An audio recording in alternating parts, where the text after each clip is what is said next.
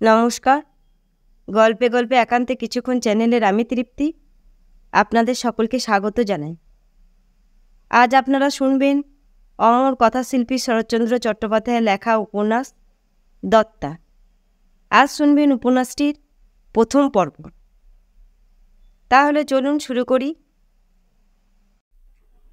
সেকালে Hooghly branch স্কুলে হেডমাস্টারবাবু বিদ্যালয়ে রত্ন বলিয়া যে 3টি ছেলেকে নির্দেশ করিতেন, তাহারা 3খানি বিভিন্ন গ্রাম হইতে প্রত্যহ 1 ক্রোশ পথ হাঁটিয়া পড়িতে আসিত। 3 জনের কি ভালোবাসাই ছিল।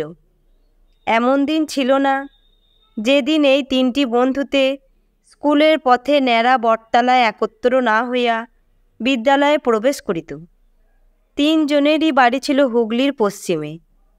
জগদীশ আসিত সরস্বতীর পুল পার হইয়া দিঘরা গ্রাম হইতে, এবং বনমালী ও রাসবিহারী আসিত 2খানি পাশাপাশি গ্রাম কৃষ্ণপুর ও রাধাপুর হইতে। জগদীশ যেমন ছিল সবচেয়ে মেধাবী, তাহার অবস্থাও ছিল সবচেয়ে মন্দ। পিতা একজন ব্রাহ্মণ পণ্ডিত, যজমানি করিয়া বিয়া পৈতা দিয়াই সংসার চালাইতেন। বনমালীরা সঙ্গতিপন্ন জমিদার। তাহার পিতাকে লোকে বিত্তশালী ব্যক্তি বলিয়াই জানিত, অথচ পল্লীগ্রামের সরল জীবনযাত্রা নির্বাহ করিতেন। রাসবিহারীদের অবস্থাও বেশ সচ্ছল ছিল। জমিজমা, চাষবাস, পুকুর বাগান, পাড়াগায়ে যাহা থাকিলে সংসার চলিয়া যায়, সবই ছিল।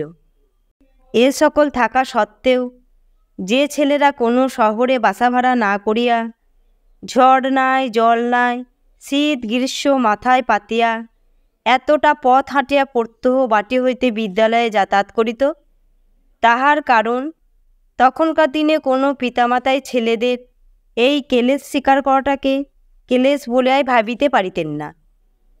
বরঞ্চ মনে করিতেন, এতটুকু দুঃখ না করিলে সরস্বতী ধরা দিবেন না।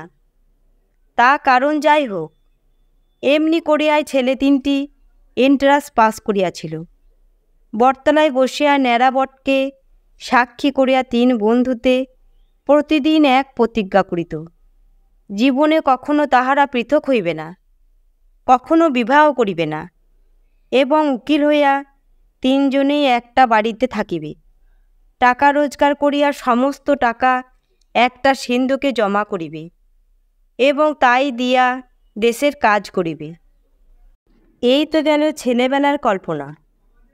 কিন্তু যেটা কল্পনা নয়, সত্য, সেটা অবশেষে কী রূপ দাঁড়াইল তাহাই বলিতেছি। বন্ধুত্বের প্রথম পাকটা এলাইয়া গেল বিএ ক্লাসে।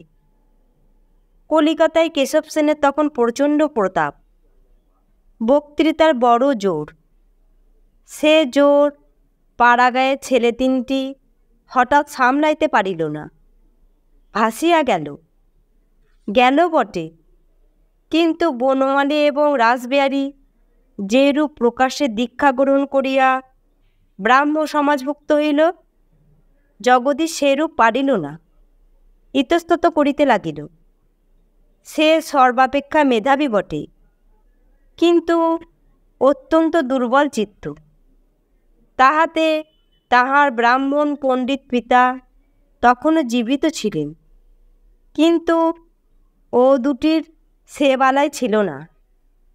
কিছুকাল পূর্বে পিতার পরলোক প্রাপ্তিতে বনমালী তখন কৃষ্ণপুরের জমিদার, এবং রাসবিহারী তাহাদের রাধাপুরের সমস্ত বিষয় আশয়ের একছত্র সম্রাট।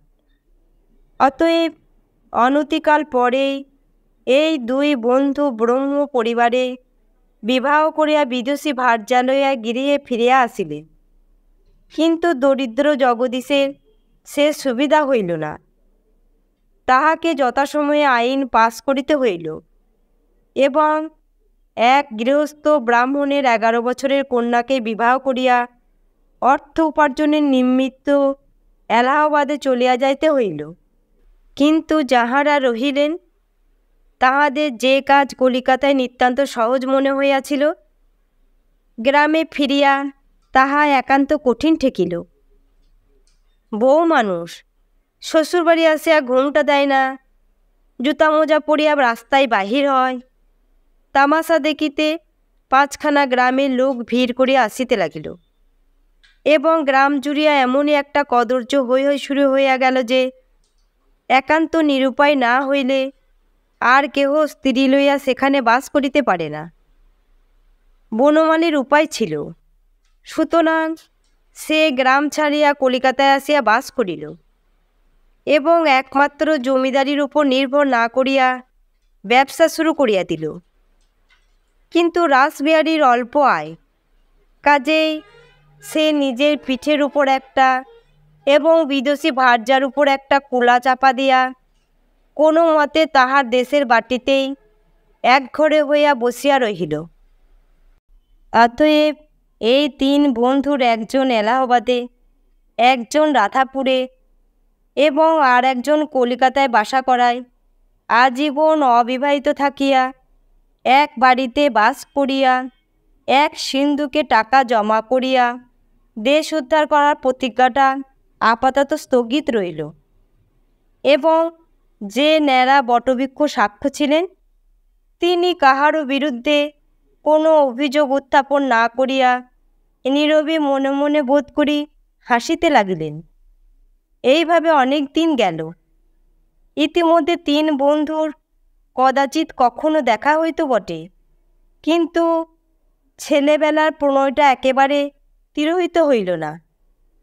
জগদীশের ছেলে হইলে সে বনমালীকে সুসংবাদ দিয়া এলাহাবাদ হইতে লিখিল, তোমার মেয়ে হইলে তাহাকে পুত্রবধূ করিয়া ছেলেবেলায় যে পাপ করিয়াছি তাহার কতক প্রায়শ্চিত্ত করিব। তোমার দয়াতেই আমি উকিল হইয়া সুখে আছি, এ কথা কোনোদিন ভুলি নাই। বনমালী তাহার উত্তরে লিখিলেন, বেশ, তোমার ছেলের দীর্ঘজীবন কামনা করি, কিন্তু আমার মেয়ে হওয়ার কোনো আশাই নাই। তবে যদি কোনো দিন মঙ্গলময়ের আশীর্বাদে সন্তান হয় তোমাকে দিব। চিঠি লিখিয়া বনমালী মনে মনে হাসিল, কারণ বছর 2 পূর্বে তাহার অপর বন্ধু রাসবিহারী যখন ছেলে হয়, সেও ঠিক এই প্রার্থনাই করিয়াছিল। বাণিজ্যের কৃপায় সে এখন মস্ত ধনী, সবাই তাহার মেয়েকে ঘরে আনিতে চায়। 2 মাস 6 মাসের কথা নয়, 25 বৎসরের কাহিনী বলিতেছি। বনমালী প্রাচীন হইয়াছেন, কয়েক বৎসর হইতে রোগে ভুগিয়া ভুগিয়া একবার শয্যা আশ্রয় করিয়া টের পাইয়াছিলেন আর বোধ হয় উঠিতে হইবে না। তিনি চিরদিনই ভগবৎপরায়ণ ও ধর্মভীরু। মরণে তাহার ভয় ছিল না। শুধু একমাত্র সন্তান বিজয়ার বিবাহ দেয়া যাইবার অবকাশ ঘটিল না মনে করিয়ায় কিছু ক্ষুণ্ণ ছিলেন। সেদিন অপরাহ্নকালে হঠাৎ বিজয়ার হাতখানি নিজের হাতের মধ্যে লইয়া বলিয়াছিলেন, মা, আমার ছেলে নেই বলে আমি এতটুকু দুঃখ করিনি। তুই আমার সব। এখনো তোর 18 বৎসর বয়স পূর্ণ হয়নি বটে, কিন্তু তোর একটুকু মাথার উপর আমার এত বড় বিষয়টা রেখে যেত আমার এক বিন্দু ভয় হয় না।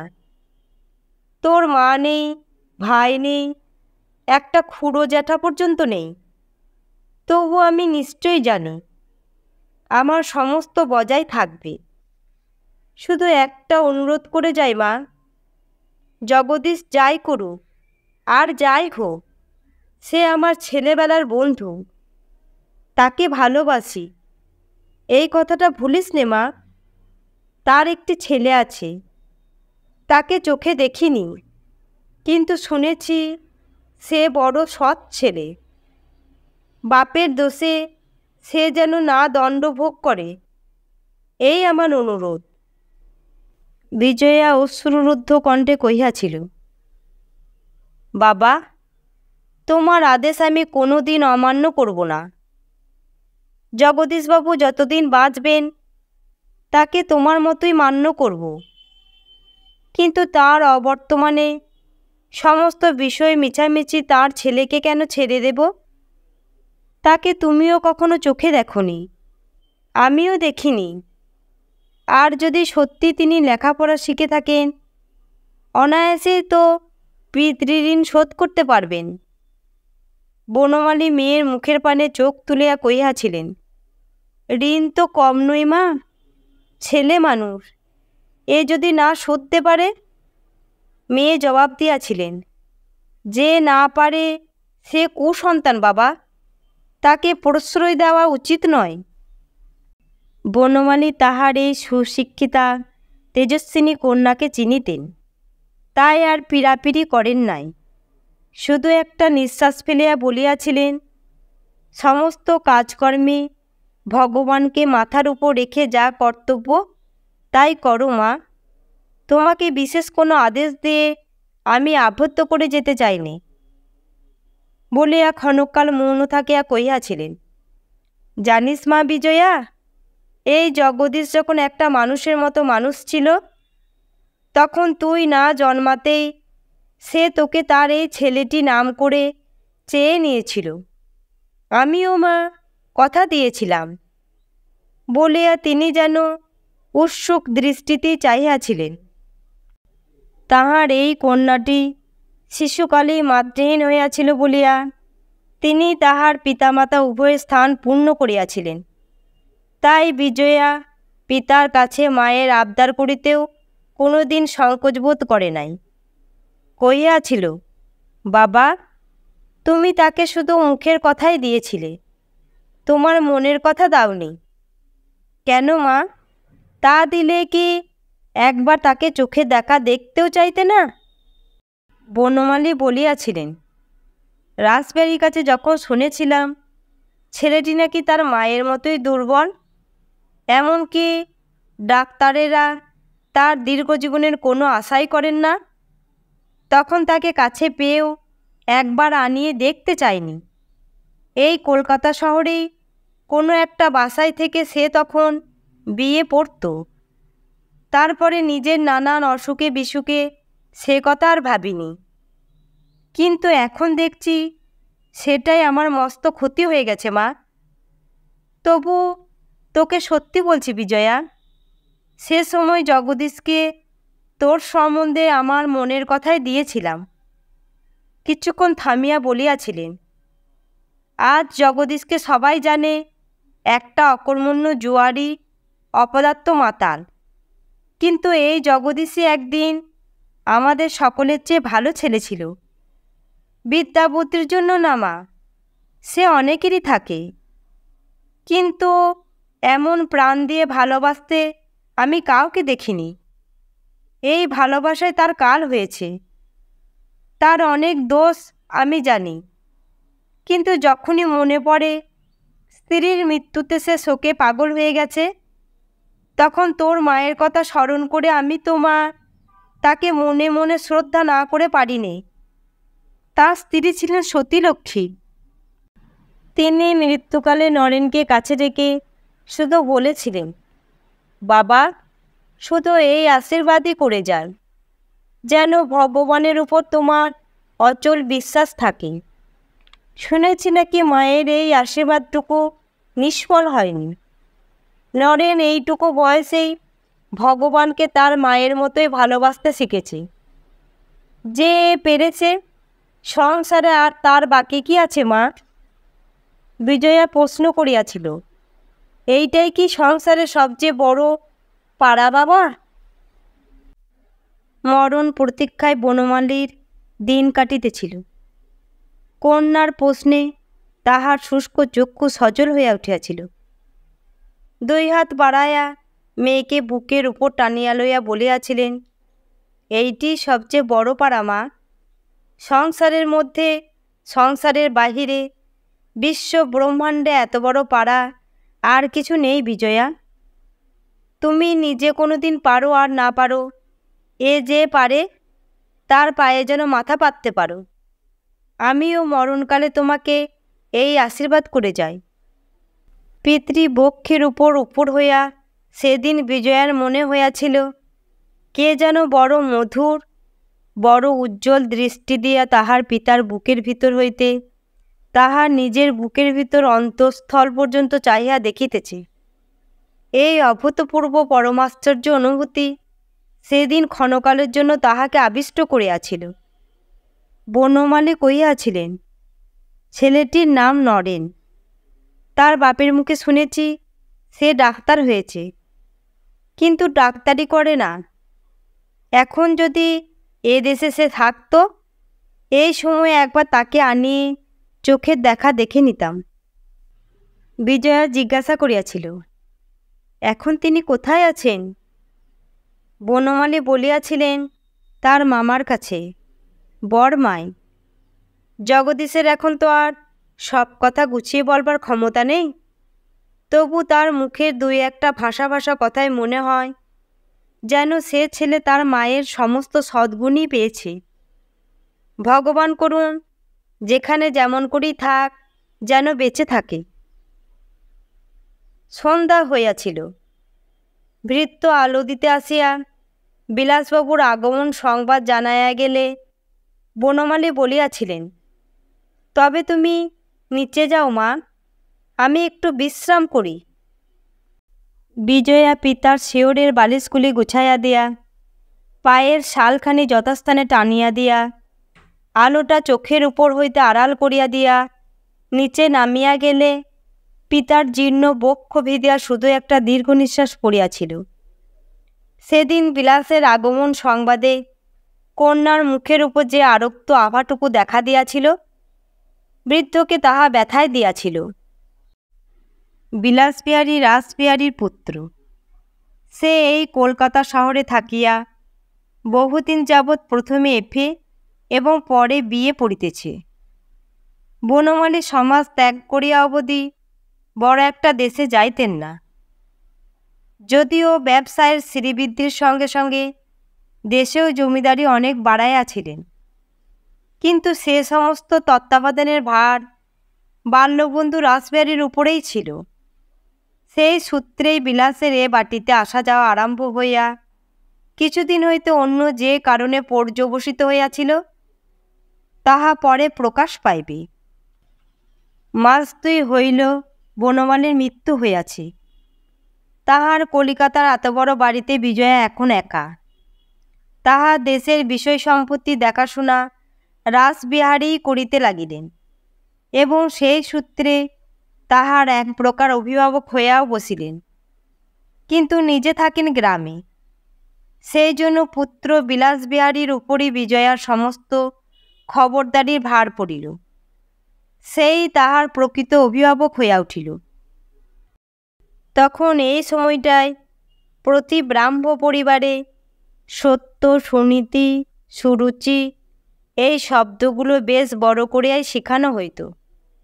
কারণ বিদেশে পড়িতে আসিয়া হিন্দু যুবকেরা যখন পিতামাতার বিরুদ্ধে, দেবদেবীর বিরুদ্ধে, প্রতিষ্ঠিত সমাজের বিরুদ্ধে বিদ্রোহ করিয়া এই সমাজের বাঁধানো খাতায় নাম লিখাইয়া বসিত, তখন এই শব্দগুলায় চারা দিয়া তাহাদের কাঁচা মাথা ঘাড়ের উপর সোজা করিয়া রাখিত, ঝুঁকিয়া ভাঙ্গিয়া পড়িতে দিত না।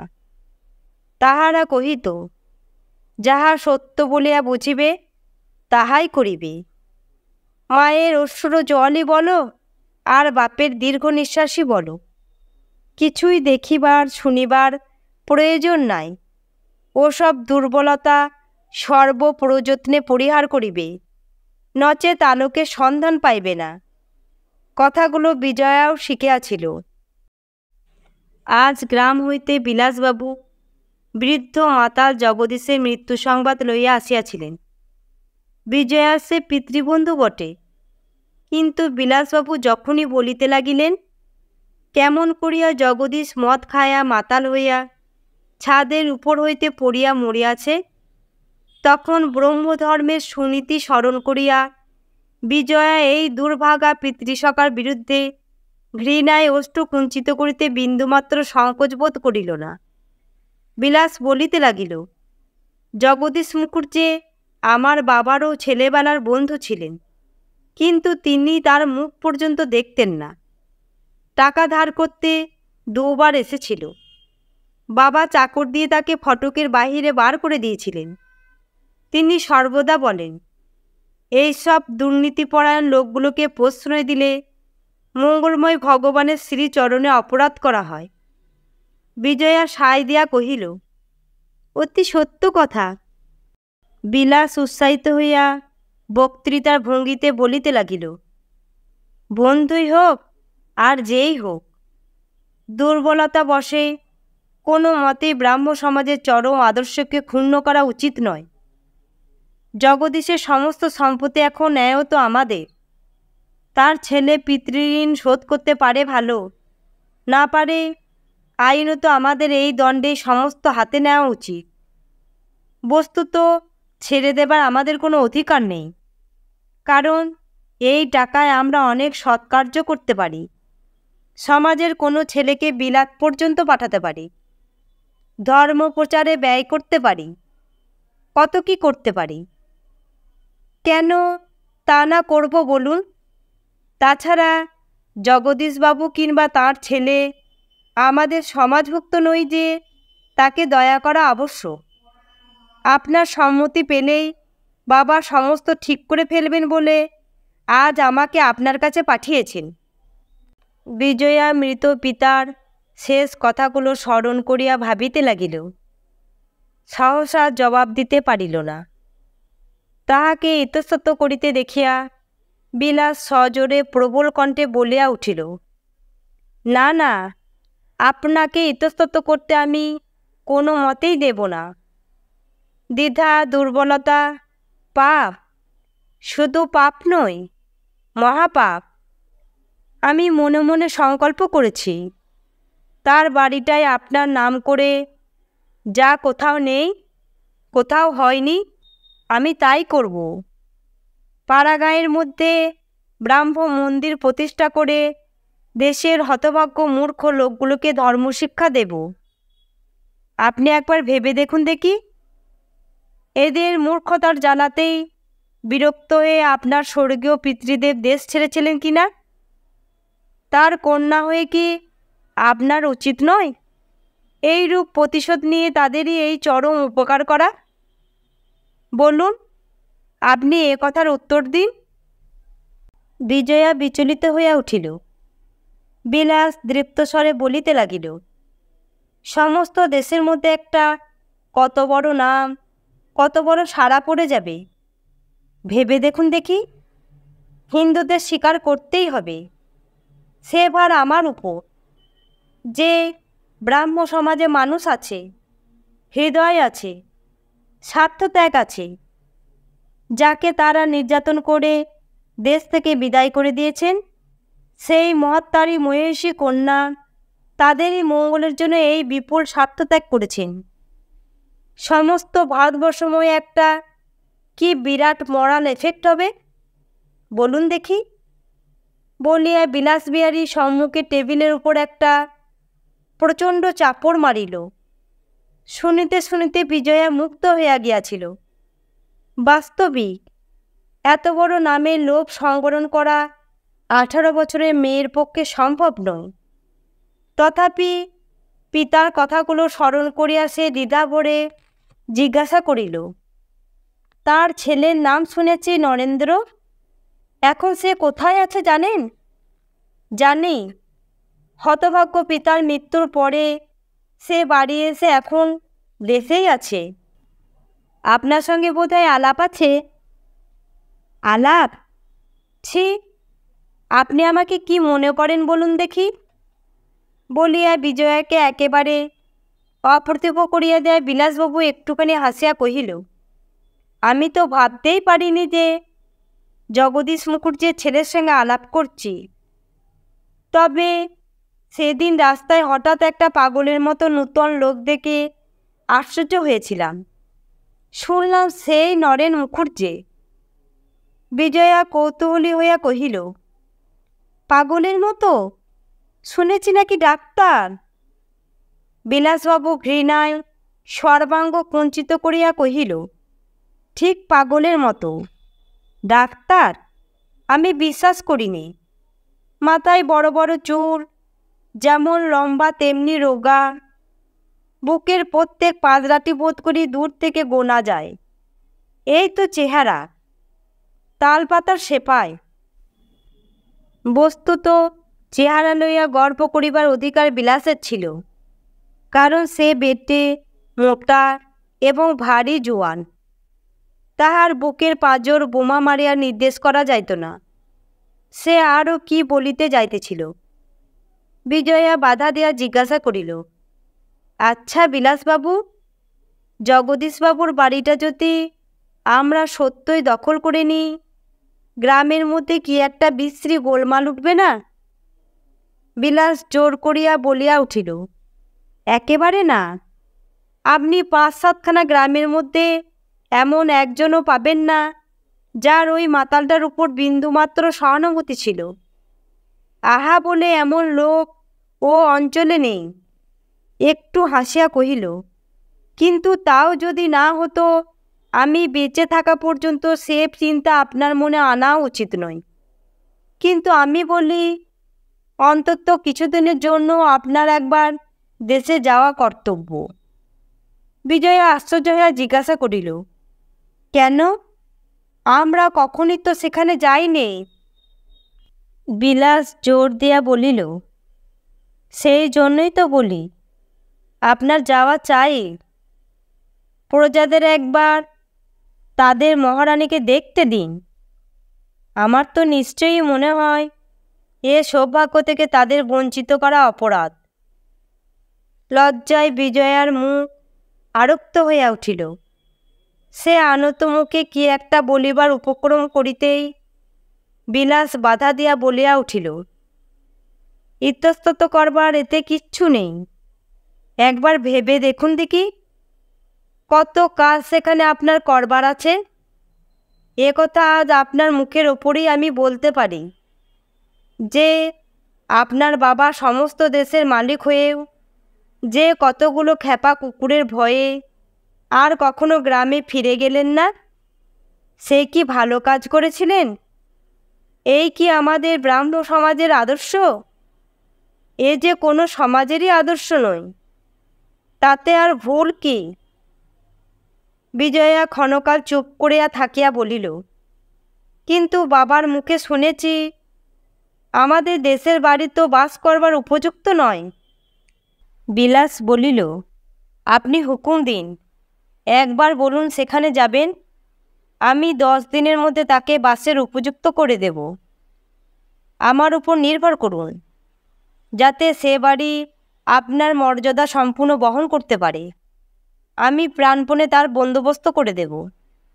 দেখুন, একটা কথা আমার বহুদিন থেকে বারবার মনে হয়, আপনাকে শুধু সামনে রেখে আমি কি যে করে তুলতে পারি তার বোধ করে সীমা পরিসীমা নেই।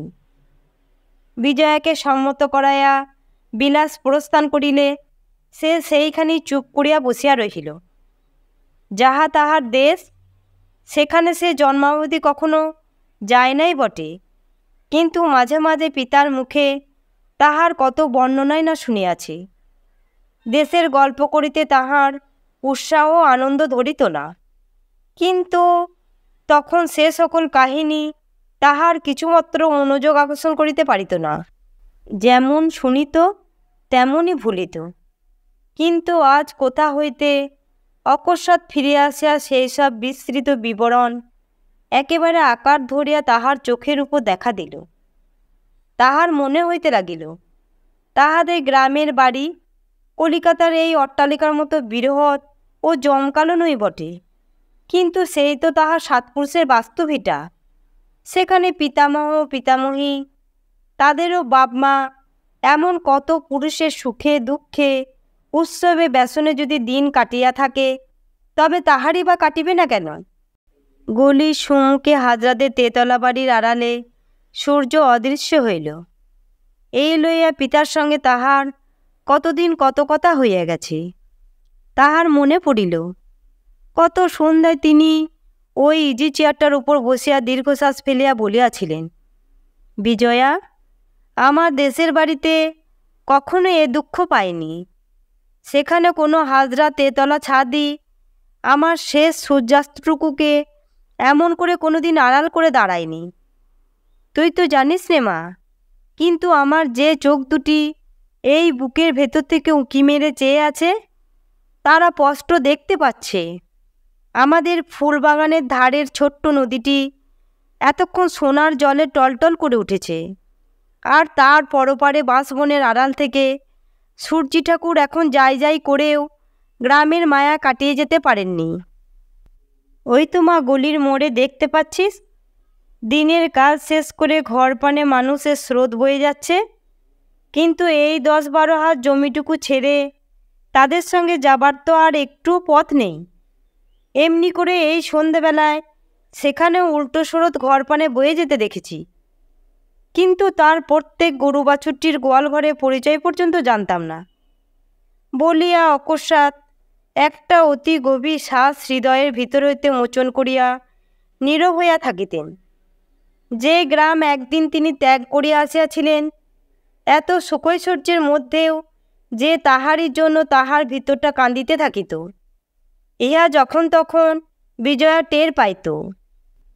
তথাপি একটা দিনের জন্য সে ইহার কারণ চিন্তা করিয়া দেখে নাই। কিন্তু আজ বিলাসবাবু সেই দিকে তাদের দৃষ্টি আকর্ষণ করিয়া চলিয়া গেলে পরলোকগত পিতৃদেবের কথাগুলো স্মরণ করিতে তাহার প্রচ্ছন্ন বেদনার হেতু অকস্মাৎ এক মুহূর্তে তাহার মনের মধ্যে উদ্ভাসিত হইয়া উঠিল। কলিকাতার এই বিপুল জনারণ্যের মধ্যেও তিনি যে কিরূপে একাকী দিন যাপন করিয়া গেছেন, আজ তাহা সে চোখের উপর দেখিতে পাইয়া একেবারে ভয় পাইয়া গেল। এবং আশ্চর্য এই যে গ্রাম, যে ভিটার সহিত তাহার জন্মাবধি পরিচয় নাই, তাহাই আজ তাহাকে দুর্নিবার শক্তিতে টানিতে লাগিল। বহুকাল পরিত্যক্ত জমিদার বাটি বিলাসের তত্ত্বাবধানে মেরামত হইতে লাগিল। কলিকাতা হইতে অদৃষ্টপূর্ব বিচিত্র আসবাব সকল গরুর গাড়ি বোঝাই হইয়া নিত্য আসিতে লাগিল। জমিদারের একমাত্র কন্যা দেশে বাস করিতে আসিবেন, এই সংবাদ প্রচারিত হইবা মাত্র শুধু কেবল কৃষ্ণপুরের নয়, রাধাপুর, ব্রজপুর, দীঘরা প্রভৃতি আশেপাশের 5-7টা গ্রামের মধ্যে হইচই পড়িয়া গেল। এমনি তো ঘরের পাশে জমিদারের বাস চিরদিনই লোকের অপ্রিয়, তাহাতে জমিদারের না থাকাটাই প্রজাদের অভ্যাস হইয়া গিয়াছিল। সুতরাং নূতন করিয়া তাহার বাস করিবার বাসনাটা সকলের কাছে একটা অন্যায় উৎপাতের মতো প্রতিভাত হইল। ম্যানেজার রাসবিহারীর প্রবল শাসনে তাহাদের দুঃখের অভাব ছিল না। আমার জমিদার কন্যার প্রত্যাবর্তনের শুভ উপলক্ষে সে যে কোনো নূতন উপদ্রবের সৃষ্টি করিবে, তাহা হাটে মাঠে ঘাটে সর্বত্রই এক অশুভ আলোচনার বিষয় হইয়া উঠিল। পরলোকগত বৃদ্ধ জমিদার বনমালী যতদিন জীবিত ছিলেন, তখন দুঃখের মধ্যেও এই সুখটুকু ছিল, যে কোনো গতিকে কলিকাতায় গিয়া একবার তাহার কাছে পড়িতে পারিলে কাহাকেও নিষ্ফল হইয়া ফিরিতে হইত না। কিন্তু জমিদার কন্যার বয়স অল্প, মাথা গরম। রাসবিহারীর পুত্র সঙ্গে বিবাহের জনশ্রুতিও গ্রামে অপ্রচারিত ছিল না।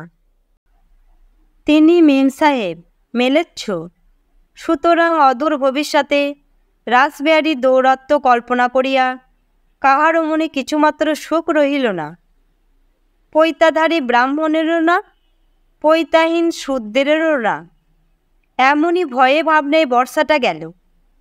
শরতের প্রারম্ভে এক মধুর প্রভাতে মস্ত 2 ওয়েলার বাহিত খোলা ফিটনে চড়িয়া তরুণী জমিদার কন্যা শত নরনারী সবই কৌতূহল দৃষ্টির মাঝখান দিয়া হুগলি স্টেশন হইতে পিতামহের পুরাতন আবাসস্থলে আসিয়া উপস্থিত হইলেন। বাঙালির মেয়ে, 18, 19, 20 পার হইয়া গেছে, তথাপি বিবাহ হয় নাই। সে প্রকাশ্যে জুতা মোজা পরে, খাদ্য বিচার করে না, ইত্যাদি কুৎসা গ্রামে লোকের সঙ্গপানে করিতে লাগিল। আবার জমিদারের নজর লইয়া একে একে দুয়ে আসিয়া নানা প্রকার আনন্দ ও মঙ্গল কামনা জানাইয়াও যাইতে লাগিল। এমন করিয়া 5-6 দিন কাটিবার পরে সেদিন সকালবেলা বিজয়া চা পানের পরে নিচের বসিবার ঘরে বিলাসবাবুর সহিত বিষয় সম্পত্তি সম্বন্ধে কথাবার্তা কহিতেছিল। বেহারা আসিয়া জানাইল, একজন ভদ্রলোক দেখা করিতে চান। বিজয়া কহিল, এইখানে নিয়ে এসো।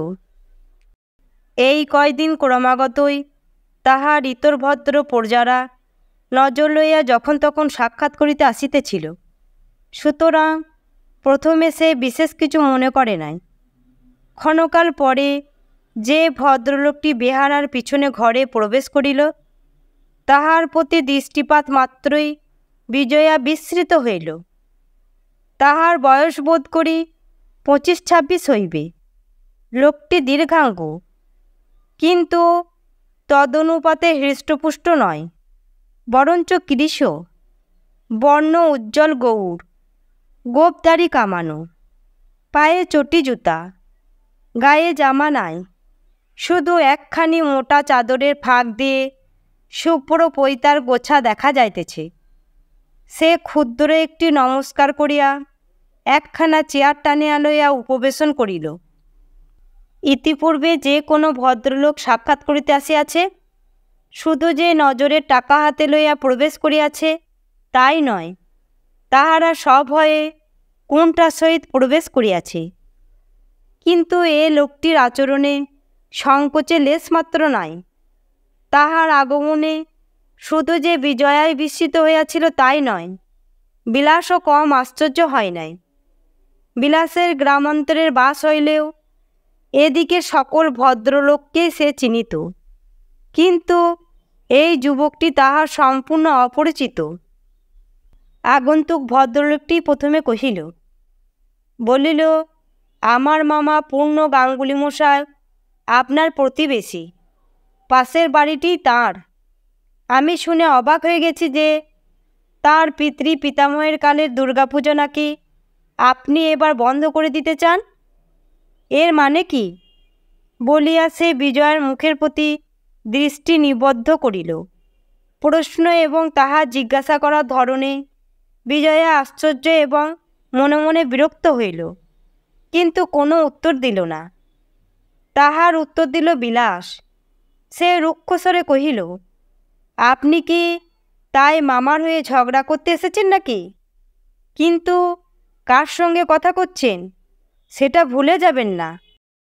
আগন্তুক হাসিয়া একটুখানি জিভ কাটিয়া কহিল, সে আমি ভুলিনি এবং ঝগড়া করতেও আসিনি, বরঞ্চ কথাটা আমার বিশ্বাস হয়নি বলেই ভালো করে জেনে যেতে এসেছি। বিলাস বিদ্রূপের ভঙ্গিতে কহিল, বিশ্বাস হয়নি কেন? আগন্তুক কহিল, কেমন করে হবে বলুন দেখি? নিরর্থক নিজের প্রতিবেশী ধর্মবিশ্বাসে আঘাত করবেন, এ বিশ্বাস না হওয়াই তো স্বাভাবিক। ধর্মমত লইয়া তর্ক বিতর্ক বিলাসের কাছে ছেলেবেলা হইতেই অতিশয় উপাদেয়। সে উৎসাহে প্রদীপ্ত হইয়া প্রচ্ছন্ন বিদ্রূপের কণ্ঠে কহিল, আপনার কাছে নিরর্থক বোধ হইলে যে কারো কাছে তার অর্থ থাকবে না, কিংবা আপনি ধর্ম বললেই সকলে তাকে শিরোধার্য করে মেনে নেবে, তার কোনো হেতু নেই। পুতুল পুজো আমাদের কাছে ধর্ম নয়, এবং তার নিষেধ করাটাও আমরা অন্যায় বলে মনে করি নে। আগন্তুক গভীর বিস্ময়ে বিজয়ার মুখের প্রতি দৃষ্টিপাত করিয়া কহিল, আপনিও কি তাই বলেন নাকি? তাহার বিস্ময় বিজয়াকে যেন আঘাত করিল, কিন্তু সে ভাব গোপন করিয়া সে সহজ সুরেই জবাব দিল, আমার কাছে কি আপনি এর বিরুদ্ধ মন্তব্য শোনবার আশা করে এসেছিলেন? বিলাস সগর্বে হাস্য করিয়া কহিল, বোধ হয়, কিন্তু উনি তো বিদেশী লোক, খুব সম্ভব আপনাদের কিছুই জানেন না।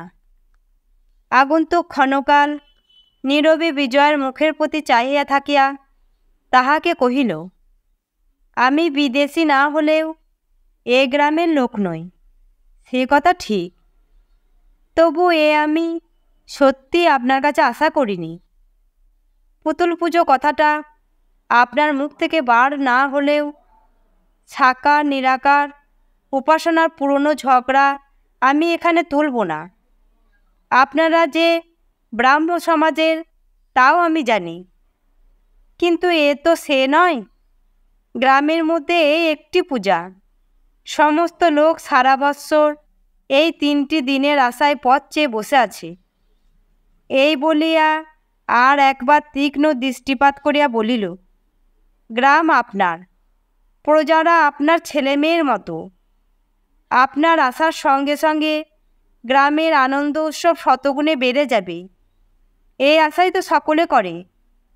কিন্তু তা না হয়ে এত বড় দুঃখ, এত বড় নিরানন্দ বিনা অপরাধে আপনার দুঃখী প্রজাদের মাথায় নিজে তুলে দেবেন, এ বিশ্বাস করা কি সহজ? আমি তো বিশ্বাস করতে পারিনি। বিজয়া সহসা উত্তর দিতে পারিল না। দুঃখী প্রজাদের নামে তাহার কোমল চিত্ত ব্যথায় ভরিয়া উঠিল। ক্ষণকালের জন্য কেহই কোনো কথা কহিতে পারিল না। শুধু বিলাসবাবু বিজয়ার সেই নিঃশব্দ স্নেহাদ্র মুখের প্রতি চাহিয়া ভিতরে ভিতরে উষ্ণ এবং উদ্বিগ্ন হইয়া তাচ্ছিল্যের ভঙ্গিতে বলিয়া উঠিল, আপনি অনেক কথা কইছেন, সাকার নিরাকারে তর্ক আপনার সঙ্গে করব এত অপর্যাপ্ত সময় আমাদের নেই। তা সে চুলোই যাক। আপনার মামা একটি কেন 100টা পুতুল গড়িয়ে ঘরে বসে পুজো করতে পারেন, তাতে কোনো আপত্তিই নেই। শুধু কতকগুলো ঢাক ঢোল কাশি অহোরাত্র ওর কানের কাছে পিটে ওকে অসুস্থ করে তোলাতেই আমাদের আপত্তি। আগন্তুক একটুখানি হাসিয়া কহিল, অহোরাত্র তো বাজে না, তা সকল উৎসবে একটু হইচই গণ্ডগোল হয়। বলিয়া বিজয়াকে বিশেষ করিয়া উদ্দেশ্য করিয়া বলিল, অসুবিধে যদি কিছু হয় না হয় হলোই, আপনারা মায়ের জাত, এদের আনন্দের অত্যাচার আপনি সইবেন না তো কে সইবে? বিজয়া তেমনি নিরুত্তরেই বসিয়া রহিল। বিলাস শ্লেষে শুষ্ক হাসি হাসিয়া বলিল, আপনি তো কাজ আদায়ের ফন্দিতে ছেলে মেয়ের উপমা দিলেন, শুনতে মন্দ লাগলো না। কিন্তু জিজ্ঞাসা করি, আপনি নিজেই যদি মুসলমান হয়ে মামার কানের কাছে মহরম শুরু করে দিতেন, তার সেটা ভালো বোধ হতো কি? তা সে যাই হোক, বকাবকি করবার সময় নেই আমাদের। বাবা যে হুকুম দিয়েছেন তাই হবে। কলকাতা থেকে ওকে দেশে এনে মিছামিছি একরাশ ঢাক ঢোল কাসর বাজিয়ে ওর কানের মাথা খেয়ে ফেলতে আমরা দেব না, কিছুতেই না।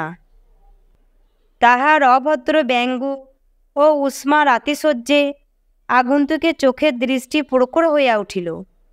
সে বিলাসের মুখের প্রতি চোখ তুলিয়া কহিল, আপনার বাবা কে এবং তার নিষেধ করবার কি অধিকার আমার জানা নেই।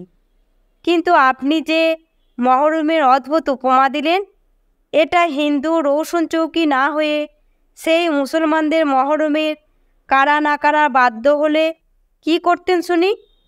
এ শুধু নিরীহ স্বজাতির প্রতি অত্যাচার বই তো নয়। বিলাস অকস্মাৎ চৌকি ছাড়িয়া লাফাইয়া উঠিল।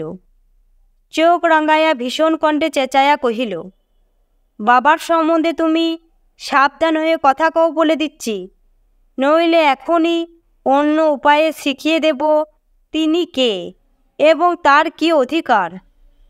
আগন্তুক আশ্চর্য হইয়া বিলাসের মুখের প্রতি চাহিল, কিন্তু ভয়ের চিহ্নমাত্র তাহার মুখে দেখা দিল না। দেখা দিল বিজয়ার মুখে। তাহার বাটিতে বসিয়া তাহারই এক অপরিচিত অতিথির প্রতি এই একান্ত অশিষ্ট আচরণে ক্রোধে লজ্জায় তাহার মুখ আরক্ত হইয়া উঠিল।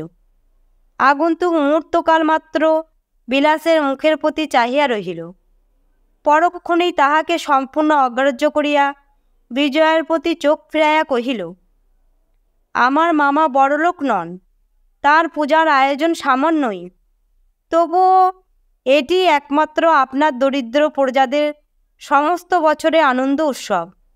হয়তো আপনার কিছু অসুবিধা হবে, কিন্তু তাদের মুখ চেয়ে কি এটুকু আপনি সহ্য করে নিতে পারবেন না? বিলাস ক্রোধে উন্মত্তপ্রায় হইয়া সম্মুখে টেবিলের ওপর প্রচণ্ড মুষ্টাঘাত করিয়া চিৎকার করিয়া উঠিল, না, পারবেন না, 100 বার পারবেন না। কতগুলো মূর্খ চাষার পাগলামি সহ্য করার জন্যে কেউ জমিদারি করে না। তোমার আর কিছু বলবার না থাকে তো তুমি যাও, মিথ্যে আমাদের সময় নষ্ট করো না বলিয়া সে হাত দিয়া দরজা দেখাইয়া দিল। তাহার উৎকট উত্তেজনায় ক্ষণকালের জন্য আগন্তুক ভদ্রলোকটি যেন হতবুদ্ধি হইয়া গেল। সহসা তাহার মুখে প্রত্যুত্তর যোগাইল না। কিন্তু পিতার কাছে বিজয়া নিষ্ফল শিক্ষা পায় নাই। সে শান্ত ধীরভাবে বিলাসের মুখের প্রতি চাহিয়া কহিল, আপনার বাবা আমাকে মেয়ের মতো ভালোবাসেন বলে এদের পুজো নিষেধ করেছে, কিন্তু আমি বলি হলোই বা ৩-৪ দিন একটু গোলমাল। কথা শেষ করিতে না দিয়ায় বিলাস তেমনি উচ্চকণ্ঠে প্রতিবাদ করিয়া উঠিল, সে অসহ্য গণ্ডগোল, আপনি জানেন না বলে। বিজয়া হাসিমুখে বলিল, তা হোক গণ্ডগোল, ৩ দিন বই তো নয়। আর আপনি আমার অসুবিধের ভাবনা ভাবছেন, কিন্তু কলকাতা হলে কি করতেন বলুন তো? সেখানে অষ্টপ্রহর কেউ কানের পাশে তোপ দাগাতে থাকলেও তো চুপ করে সহ্য করতে হতো। বলিয়া আগন্তুক যুবকটির পানে চাহিয়া কহিল, আপনার মামাকে জানাবেন, তিনি প্রতিবার যেমন করেন এবারেও তেমনি পুজো করুন, আমার বিন্দুমাত্র আপত্তি নেই। আগন্তুক এবং বিলাসবাবু উভয়েই বিস্ময়ে অবাক হইয়া বিজয়ার মুখের প্রতি চাহিয়া রহিল। আপনি তবে এখন আসুন বলিয়া বিজয়া হাত তুলিয়া ক্ষুদ্র একটি নমস্কার করিল। অপরিচিত ভদ্রলোকটিও আপনাকে সংবরণ করিয়া লইয়া উঠিয়া দাঁড়াইল এবং ধন্যবাদ ও প্রতি নমস্কার করিয়া এবং বিলাসকেও একটি নমস্কার করিয়া ধীরে ধীরে বাহির হইয়া গেল।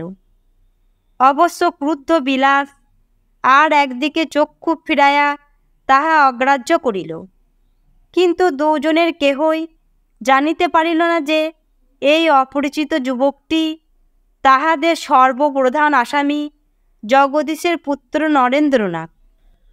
সে চলিয়া গেলে মিনিটখানেক বিজয়া অন্যমনস্ক নীরব থাকিয়া সহসা চকিত হইয়া মুখ তুলিতেই নিতান্ত অকারণেই তাহার কপালের উপর একটা ক্ষীণ আরক্ত আভা দেখা দিল।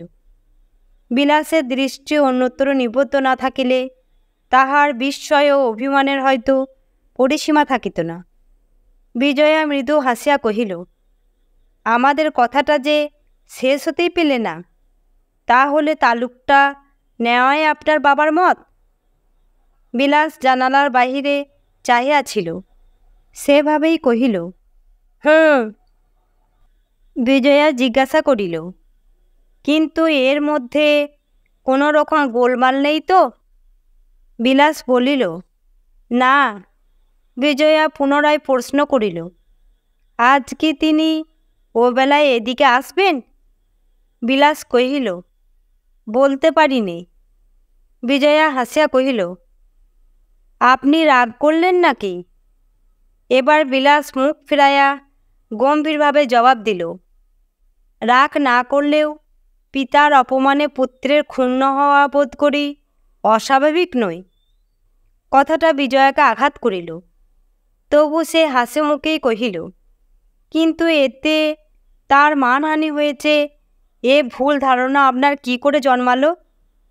তিনি স্নেহবশে মনে করেছেন আমার কষ্ট হবে, কিন্তু কষ্ট হবে না এইটাই শুধু ভদ্রলোককে জানিয়ে দিলুম। এতে মান অপমানের কথা তো কিছুই নেই বিলাসবাবু। বিলাসের গাম্ভীর্যের মাত্রা তাহাতে বিন্দুমাত্র কমিল না। সে মাথা নাড়িয়া উত্তর দিল, ওটা কথাই নয়। বেশ, আপনার এস্টেটের দায়িত্ব নিজে নিতে চান নিন, কিন্তু এরপরে বাবাকে আমায় সাবধান করে দিতেই হবে, নইলে পুত্রের কর্তব্যে ত্রুটি হবে। এই অচিন্তনীয় রূঢ় প্রত্যুত্তরে বিজয়া বিস্ময়ে অবাক হইয়া রহিল এবং কিছুক্ষণ স্তব্ধভাবে থাকিয়া অত্যন্ত ব্যথার সহিত কহিল, বিলাসবাবু, এই সামান্য বিষয়টাকে যে আপনি এমন করে নিয়ে এত গুরুতর করে তুলবেন এ আমি মনেও করিনি। ভালো, আমার বোঝবার ভুলে যদি অন্যায়ই হয়ে থাকে আমি অপরাধ স্বীকার করছি, ভবিষ্যতে আর হবে না। এই বলিয়া বিজয়া বিলাসের মুখের প্রতি চাহিয়া একটা নিঃশ্বাস ফেলিল। সে ভাবিয়াছিল, ইহার পরে কাহারও কোনো কথায় আর থাকিতে পারে না। দোষ স্বীকারের সঙ্গে সঙ্গেই তাহার সমাপ্তি হইয়া যায়। কিন্তু এ সংবাদ তাহার জানা ছিল না যে দুষ্ট বরণের মতো এমন মানুষও আছে, যাহার বিষাক্ত ক্ষুধা একবার কাহারও ত্রুটির মধ্যে আশ্রয় গ্রহণ করিলে আর কোনো মতে নিবৃত্ত হইতে চাহে না। তাই বিলাস যখন প্রত্যুত্তরে কহিল, তাহলে পূর্ণ গাঙ্গুলিকে জানিয়ে পাঠান যে রাসবিহারীবাবু যে হুকুম দিয়েছেন তার অন্যথা করা আপনার সাধ্য নয়, তখন বিজয়ার দৃষ্টির সম্মুখে এই লোকটির হিংস্র প্রকৃতিটা এক মুহূর্তেই একেবারে পরিস্ফুষ্ট হইয়া দেখা দিল। সে কিছুক্ষণ নিঃশব্দে চাহিয়া থাকিয়া ধীরে কহিল, সেটা কি ঢের বেশি অন্যায় কাজ হবে না? আচ্ছা, আমি নিজেই না হয় চিঠি লিখে তার অনুমতি নিচ্ছি। বিলাস বলিল, এখন অনুমতি নেওয়া না নেওয়া দুই সমান। আপনি যদি তাকে সমস্ত গ্রামের মধ্যে অশ্রদ্ধার পাত্র করে তুলতে চান, আমাকেও তাহলে অত্যন্ত অপ্রিয় কর্তব্য পালন করতে হবে। বিজয়ের অন্তরটা অকস্মাৎ ক্রোধে পরিপূর্ণ হইয়া উঠিল, কিন্তু সে আত্মসংযম করিয়া ধীরভাবে প্রশ্ন করিল, এই কর্তব্যটা কি শুনি? বিলাস বলিল, আপনার জমিদারি শাসনের মধ্যে তিনি যেন আর হাত না দেন। আপনার নিষেধ তিনি শুনবেন আপনি মনে করেন? অন্তত সেই চেষ্টাই আমাকে করতে হবে। বিজয়া ক্ষণকাল মৌন থাকিয়া অন্যদিকে চাহিয়া তেমনি শান্ত কণ্ঠেই জবাব দিল, বেশ, আপনি যা পারেন করবেন, কিন্তু অপরের ধর্মকর্মে আমি বাধা দিতে পারব না। তাহার কণ্ঠস্বরে মৃদুতা সত্ত্বেও তাহার ভিতরে ক্রোধ গোপন রহিল না। বিলাস তীব্র কণ্ঠে বলিয়া উঠিল, আপনার বাবা কিন্তু এ কথা বলতে সাহস করতেন না। বিজয়া ফিরিয়া দাঁড়াইয়া চোখ তুলিয়া তাহার মুখের প্রতি চাহিল, কহিল, আমার বাবার কথা আপনার চেয়ে আমি ঢের বেশি জানি বিলাসবাবু, কিন্তু সে নিয়ে তর্ক করে কি হবে? আমার স্নানের বেলা হলো, আমি উঠলুম।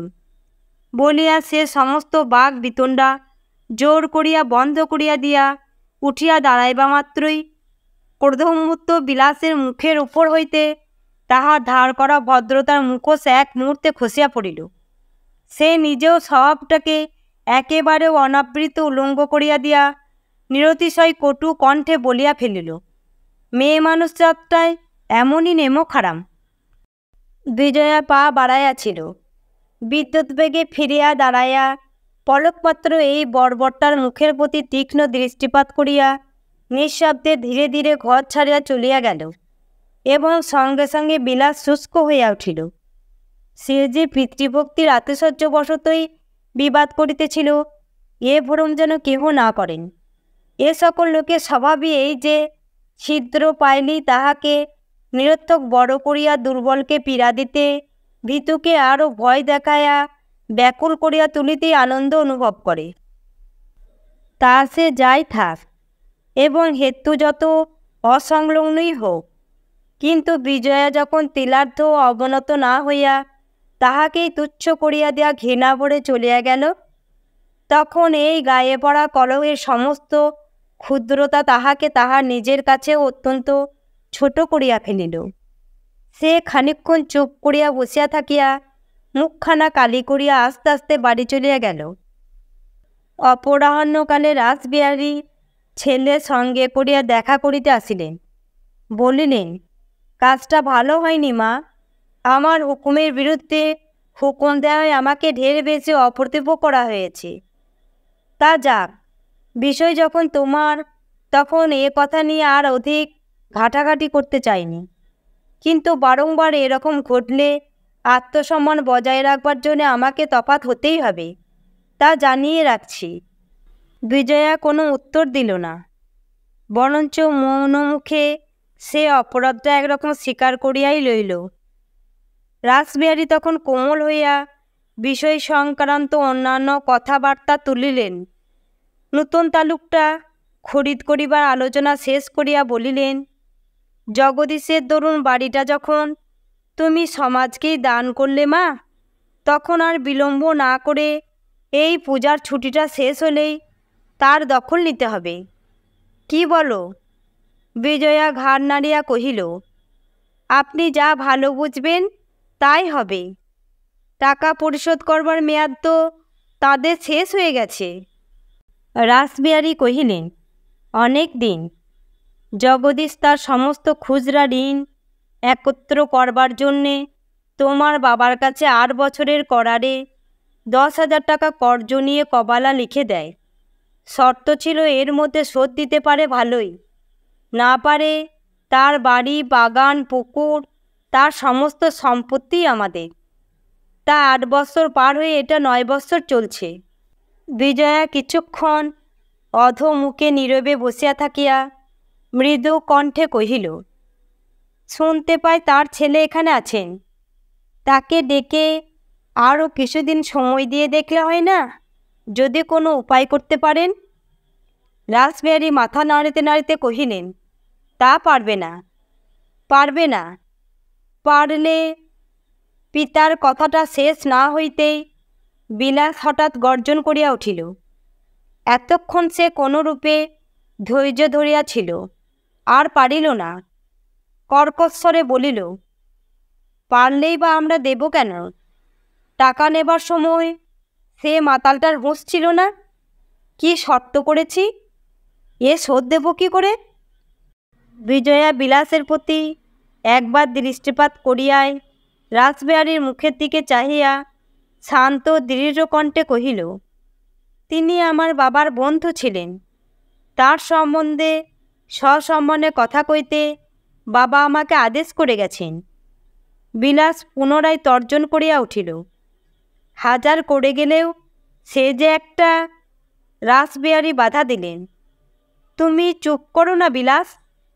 বিলাস জবাব দিল, এসব বাজে সেন্টিমেন্ট আমি কিছুতেই সইতে পারিনি। তা সে কেউ রাগই করো আর যাই করো, আমি সত্য কথা বলতে ভয় পাইনি, সত্য কাজ করতে পিছিয়ে দাঁড়াইনি।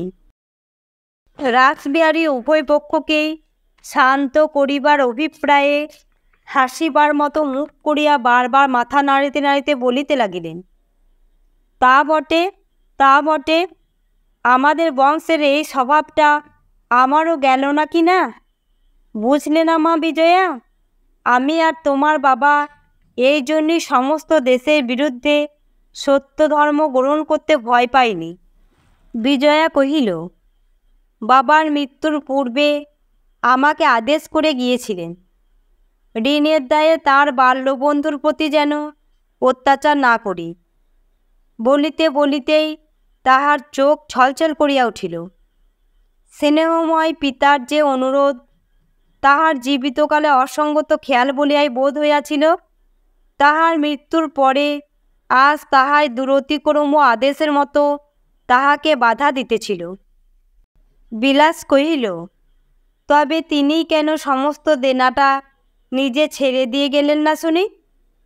বিজয়া তাহার কোনো উত্তর না দিয়া রাসবিহারীর মুখের প্রতি চাহিয়া পুনরায় কহিল, জগদীশবাবুর ছেলেকে ডেকে পাঠিয়ে সমস্ত কথা জানানো হয়, এই আমার ইচ্ছে।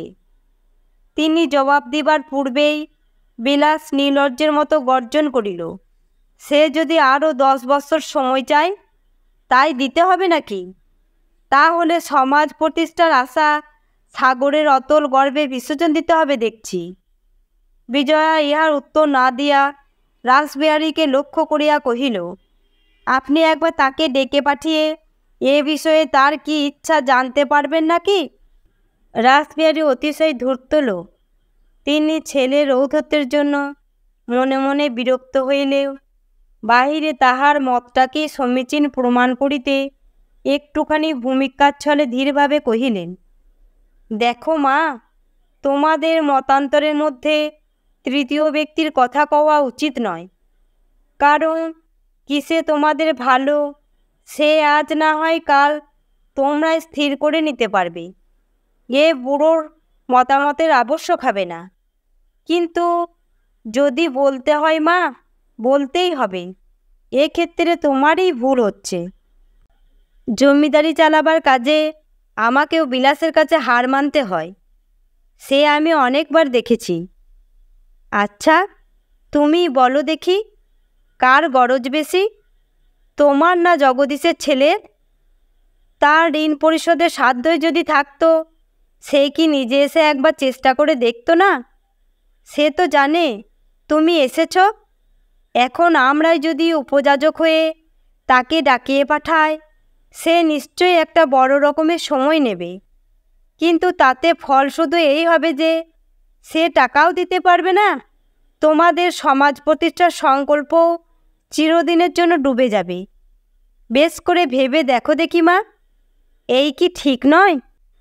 বিজয়া নীরবে বসিয়া রহিল। তাহার মনের ভাব অনুমান করিয়া বৃদ্ধ রাসবিহারী ক্ষণকাল পরে কহিলেন, বেশ তো, তার অগোচরে তো কিছুই হতে পারে না। তখন নিজে যদি সে সময় চায়, তখন না হয় বিবেচনা করেই দেখা যাবে। কি বলো মা? বিজয়া ঘাড় নাড়িয়া জানাইল, আচ্ছা। কিন্তু তাহার মুখের চেহারা দেখিয়া স্পষ্ট বুঝা গেল সে মনে মনে এই প্রস্তাব অনুমোদন করে নাই। রাসবিহারী আজ বিজয়াকে চিনিলেন। তিনি নিশ্চয়ই বুঝিলেন এ মেয়েটির বয়স কম, কিন্তু সে যে তাহার পিতার বিষয়ের মালিক, ইহা সে জানে, এবং তাহাকে মুঠার ভিতর আনিতেও সময় লাগিবে। সুতরাং একটা কথা লইয়াই বেশি টানা হেঁচড়া সঙ্গত নই বিবেচনা করিয়া শান্ত উপাসনার নাম করিয়া গাত্রোত্থান করিলেন। বিজয়া প্রণাম করিয়া নিঃশব্দে আসন ছাড়িয়া উঠিয়া দাঁড়াইল। তিনি আশীর্বাদ করিয়া বাহির হইয়া গেলেন। বিজয়া মুহূর্তকাল মাত্র চুপ করিয়া থাকিয়া কহিলেন, আমার অনেকগুলো চিঠিপত্র লিখতে আছে। আপনার কি আমাকে কোনো আবশ্যক আছে? বিলাস রূঢ়ভাবে জবাব দিল, কিছু না, আপনি যেতে পারেন। আপনার চা পাঠিয়ে দিতে বলবো কি? না, দরকার নেই। আচ্ছা, নমস্কার বলিয়া বিজয়া দুই করতাল একবার একত্র করিয়াই ঘর ছাড়িয়া চলিয়া গেল। আজকের মতো এখানেই শেষ হলো শরৎচন্দ্র চট্টোপাধ্যায়ের লেখা উপন্যাস দত্তা। আজ শুনলেন উপন্যাসটির প্রথম পর্ব। উপন্যাসটি ভালো লাগলে লাইক, শেয়ার ও সাবস্ক্রাইব করবেন, আর কমেন্ট করে আপনার মূল্যবান মতামত অবশ্যই আমাকে জানাবেন। ধন্যবাদ।